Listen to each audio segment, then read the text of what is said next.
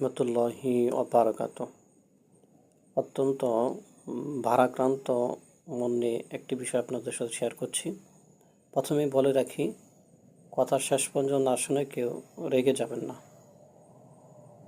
তিক্ত সত্য হলো, আমাদের দেশের মুসলমানদের মধ্য থেকে 100 থেকে 98 জন মুসলমানই ইসলামের মৌলিক যে কালিমা, সেই কালিমাটাই সহি শুদ্ধ উচ্চারণে পড়তে পারেন না।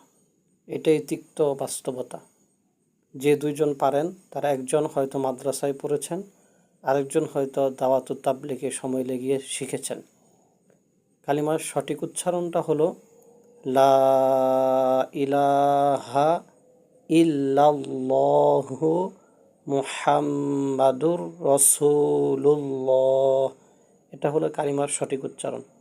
এবার আপনারা মিলিয়ে দেখবেন যে আপনারা কতজন মানুষ সঠিক উচ্চারণে কালিমাটা পড়তে পারেন। তারপরে আমি কথাটা ভুল বললাম না সঠিক বললাম, সেটা এমনিতেই যাচাই হয়ে যাবে। আল্লাহ সুবহানাহু ওয়া তাআলা আমাদেরকে ভুলগুলো শুধরে সঠিক সহি জিনিস শিখার, বুঝার, আমল করার তৌফিক দান করুন। আমিন। ওয়া আখিরু দাওয়ানা আনিল হামদুলিল্লাহি রাব্বিল আলামিন।